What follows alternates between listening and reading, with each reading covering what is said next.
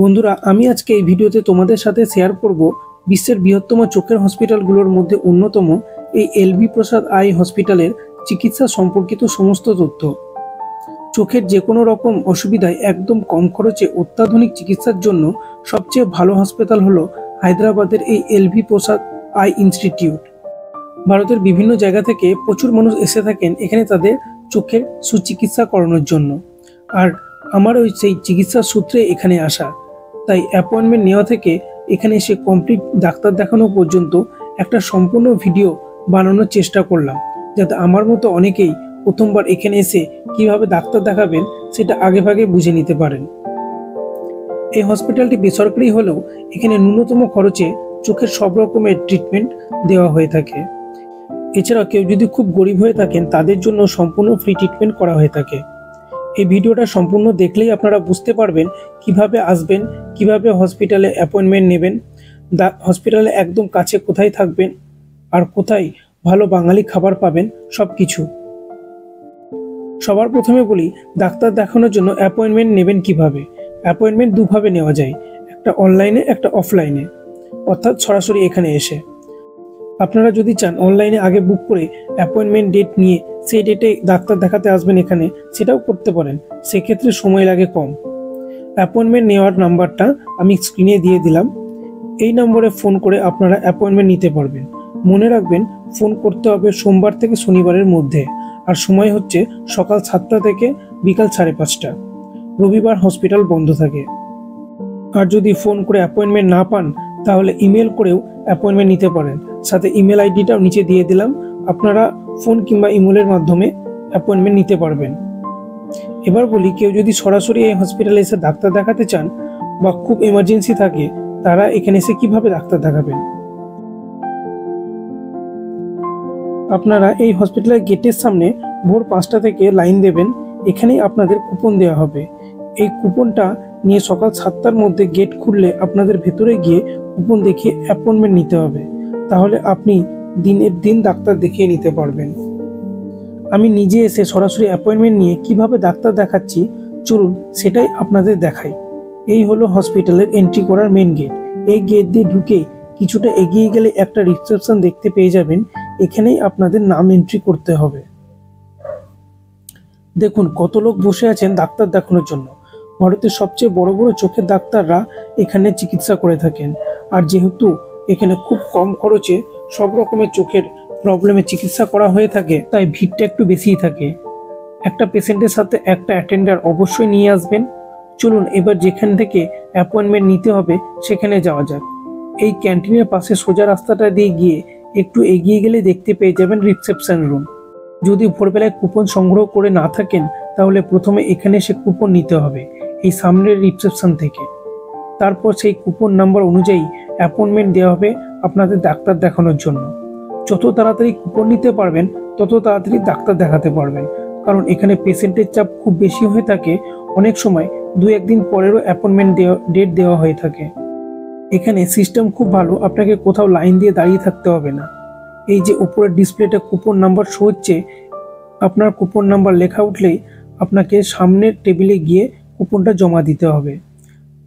আর আপনার চোখের কি কি অসুবিধা আছে বর্তমান সময়ে সেটা বলতে হবে।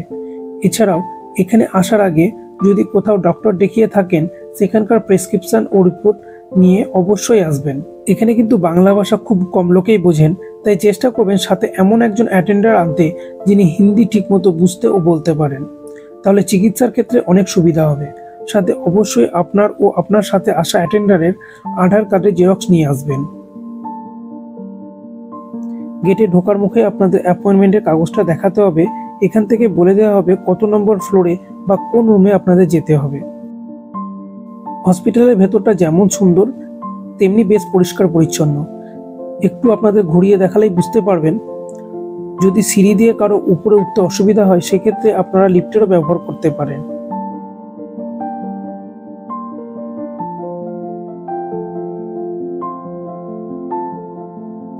আমাদের প্রথমে ওয়েটিং রুমে আসতে বলা হয়েছিল। এই হলো ওয়েটিং রুম। এখানে অনেকেই ডাক্তার দেখানোর জন্য বসে আছেন। দেখুন, এখানে আপনাদের কাছে ডাক্তারের ভিজিট নিয়ে নেওয়া হবে এবং কোন ডাক্তারের কাছে কত নম্বর রুমে যেতে হবে সবকিছু বুঝিয়ে দেওয়া হবে। তাছাড়া পেশেন্টের অবস্থা যদি খুব সিরিয়াস থাকে তাহলে ডাক্তারের এমার্জেন্সি দেখানোর জন্য এখান থেকে ব্যবস্থা করে দেওয়া হবে।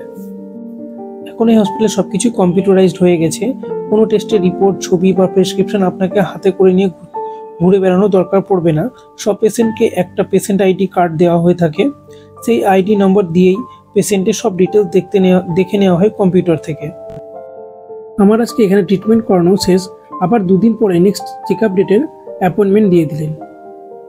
একবার দেখানোর পর নেক্সট টাইম চেক আপের জন্য আর কুপন নেওয়া দরকার পড়ে না। সরাসরি নেক্সট অ্যাপয়েন্টমেন্টের কাগজ দেখিয়ে হসপিটালের ভেতরে ঢুকতে পারবেন। এবার বলি কিভাবে আসবেন এই হসপিটালে। যারা ট্রেনে আসবেন তাদের নামতে হবে সেকেন্দ্রাবাদ রেলওয়ে স্টেশনে। সেকেন্দ্রাবাদ রেলওয়ে স্টেশন থেকে হসপিটাল ডিস্টেন্স 10 কিলোমিটার। আসতে সময় লাগে 25 মিনিট।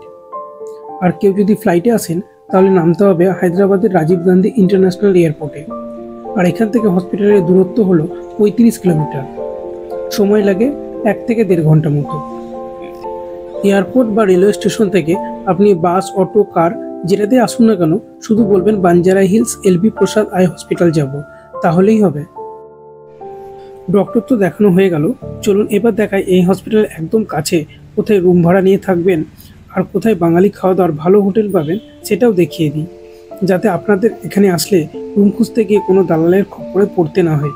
কারণ এখানে আসলে অনেক লোক দেখবেন, বিশেষ করে কিছু অটোওয়ালারা বলবে আমাদের চেনাশোনা অনেক রেন্ট রুম আছে, একদম সস্তায় করে দেবো। ওদের পল্লায় তো একদম পড়বেন না। হসপিটালের থেকে বেরিয়ে মেন রোডে এসে বাঁহাতে একটুখানি এগিয়ে এসে দেখবেন হনুমান মন্দির দেখতে পাবেন। এই হনুমান মন্দির থেকে 10 থেকে 15 পা এগিয়ে একটা গলি পড়বে।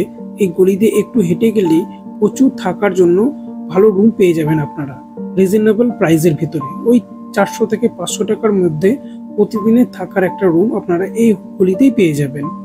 দেখুন এই গলিতে কত বাজার বসেছে। কেউ যদি ভাবেন রুমে নিজেরাই রান্না করে খাওয়া দাওয়া করবেন, সেই ব্যবস্থা এখানে সব হোটেলের রুমেই পেয়ে যাবেন।